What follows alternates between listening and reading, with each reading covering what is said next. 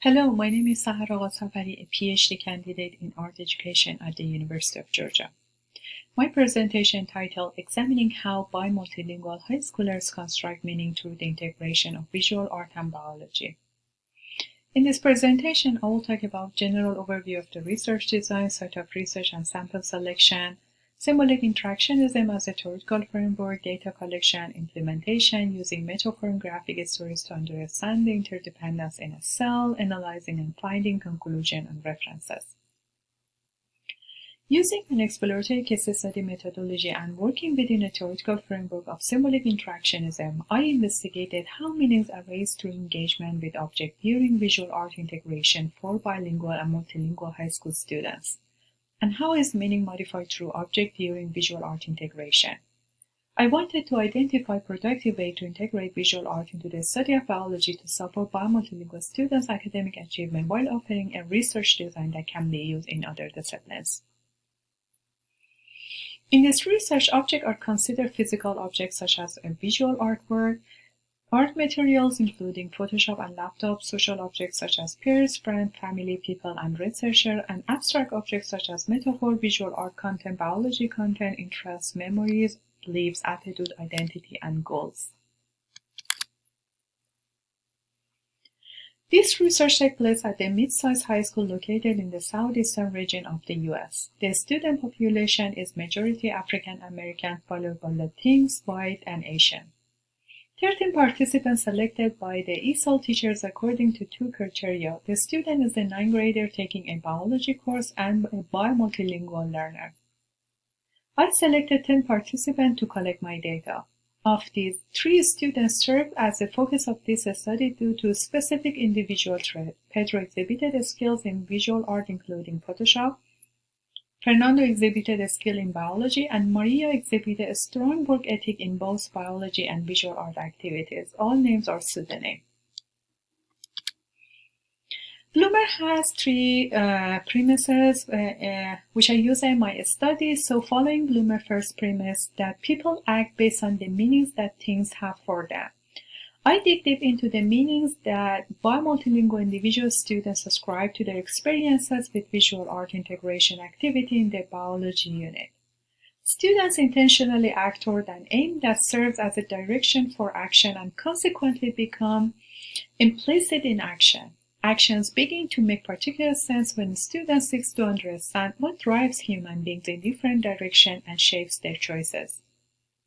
Illustrating Bloomer's second premise that meaning is derived from social interaction. According to Bloomer quote, social interaction is an interaction between actors, not between factors imputed to them, end quote. An object exists as students make it meaningful through experiences in their social interaction with peers, friends, family, people, and researchers. Finally, the third premise is that meanings is modified through interpretive process is exemplified by the way bi-multilingual individual students experience visual art integration activities in the biology unit. When I study how bi-multilingual students act toward the things that represent meaning for them, it can be a tremendous advantage to remember that such things derive from the social interaction they have with their fellows, and that those meanings are being modified through an interpretive process such as personal connection with the student's attitude and future goal, comfortable speaking in the class, responsibilities, and taking new role. My data collection includes Zoom video recording for the visual art integration activities, a 1-hour focus group interview, a 1-hour individual interviews with each of the 10 bi-multilingual students who participated in this study, students' visual artwork, and my artist journal. I have spent 3 years in the 9th grade biology class for bi-multilingual students at the high school where I conduct my research. Language deficiency often silences or marginalizes these students. This is a particular challenge given that new science standards expect the student to display in-depth knowledge and understanding of scientific inquiry. Biology is considered a complex subject. Its concept can be abstract, and students perceive little relation between the topics and their daily activities. Moreover, because students typically prepare for tests by memorizing facts rather than understanding the underlying concept, biology becomes more challenging and less meaningful. Based on my pilot study with these students and my experience as a graphic design instructor at University of Georgia, I choose to use Photoshop for the visual art activity because it's not only the industry standard design software, but it also is a new skill for students to use for the future. Fortunately, the school had already purchased the necessary licenses. Access to the Photoshop made it possible to create an assignment that provides a learning opportunity that one of the more limited free software programs might not.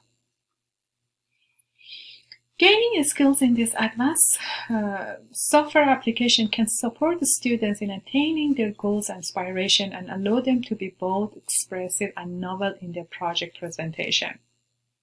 In my artist journal, I created a table that includes do's and don'ts for technology integration Photoshop in the unit plan for the topic of interdependence and the function of cellular system. The unit is built around the enduring idea of interdependence, which provokes question visual art and biology. It is a broad, umbrella-like idea that guides the student in understanding what it means to be human and live alongside others in the natural world. It also referred to how often, without realizing it, the natural and unnatural world and human and non-human are constantly interacting at even microscope levels. Human beings worldwide have expressed everyday activity, inclination, and ideas through art that makes art meaningful. From Julia Marshall 5S to integrate using strategies from contemporary art, which has been published in 2010, I selected depiction, reformatting, and metaphor to create this unit plan. By interpreting and investigating the work of contemporary visual artists, students can learn that contemporary visual artists address the subject of science from a different perspective. By examining and experimenting with enduring ideas about interdependence, students can learn to describe the complex system of cellular system. This concrete focus on a natural process can become a jumping-off point for entertaining multiple perspectives on interdependence as a more general concept that influences their lives. This unit plan was implemented through 3 visual art integration lessons in a unit titled Interdependence and Conceptual Strategies in Contemporary Art, Structure, and Function of Cellular System.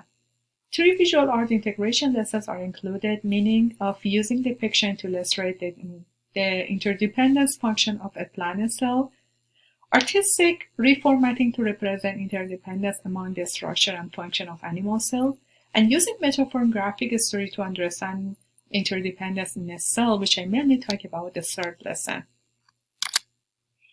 In this lesson, I show a work from contemporary visual artists and one from a science story.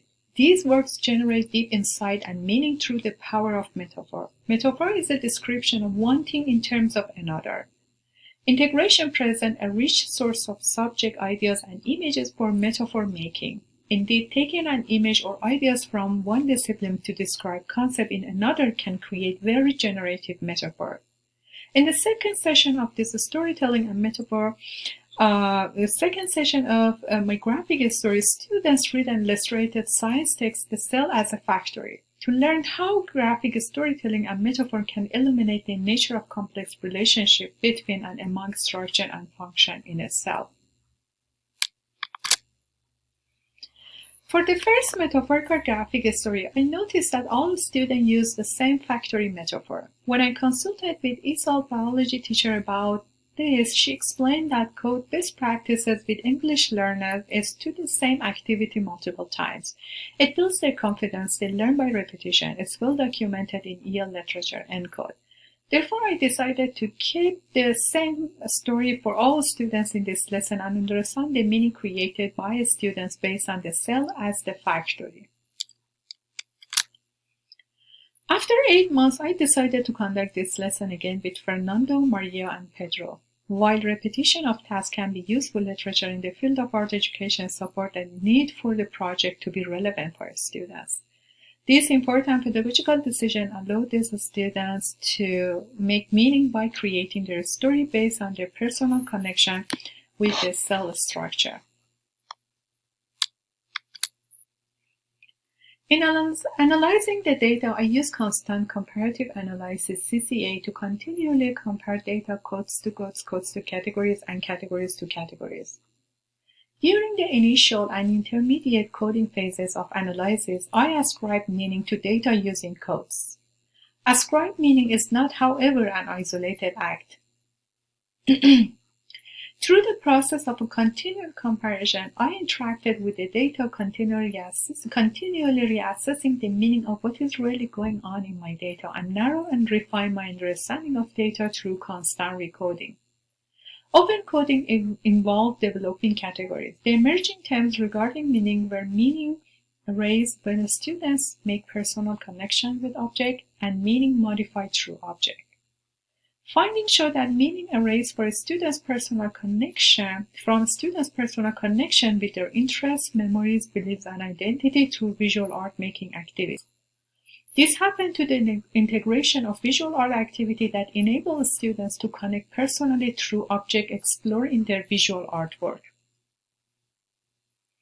For example, Fernando connected personally to the assignment by representing himself wearing a sombrero and including an image of a cactus and the color of the Mexican flag. He explained that, quote, "The cactus, sombrero, and red and green colors are the common symbols of the Mexican restaurant," end quote. Fernando's response indicate his increasing comfort in presenting his identity. Given his lack of English fluency, a visual medium is a more accessible means of expressing his identity. Findings also show that while working through the unit, the students were also able to use a personal connection with people, friends, family, and peers as a source of support. For example, when creating the graphic story, Pedro called his father and a friend to ask some specific question about the function of the full pump transmission system and engine. Information from his father and friend led him to create his own metaphor of a cell as a car. As a result, he could engage with new content to understand the function of the car parts to the function of cell structure. Learning new content during the metaphorical graphic story lesson enables students to illustrate cell structure using their personal belief. For example, Maria illustrated women and men in her graphic story. And she added, quote, "I want to have a combination of women and men as my staff since I believe equality is right," end quote. Modify meaning tap into the Maria's success in her visual art making, and she used her graphic story to express her feeling about equality. Other students created metaphors based on the occupation they would like to pursue in the future. For example, Pedro, who aspires to be a mechanic, equated the part of the cell and the function to those of a car. Acquisition of learning new content graphic story generated Pedro's vision for the future. This study also demonstrates that visual art skills, Photoshop, and the researcher interaction face-to-face meeting with the students modify students' roles as a leader in Photoshop for Pedro, biology for Fernando, and Photoshop and Spanish translation for Maria. Taking on these new roles inspired confidence. For example, the Photoshop skills Pedro acquired not only to lead to his success in the assignment, but to the success of other students he was able to help. Pedro modifies the meaning of his choice in his strength by participating in the class and helping others with his skill. The outcome of my study shows that visual art is not solitary. It's connected to students' personal connection. Moreover, meaning is not attached to the content. Although visual art can benefit learners in many ways, much research related to integrating visual art in education is focused on ways that visual art can teach academic content. Even less explored that ways that visual art can support meaning making among and with BiMultilingual students. I suggest that educators consider holistic engagement in visual art that focus on using contemporary strategies, enduring idea, and engagement with content through social interaction.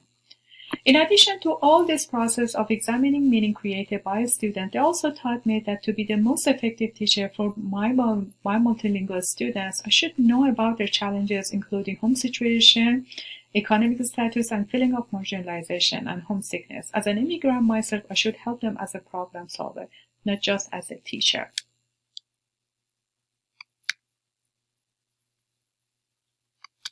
Thank you.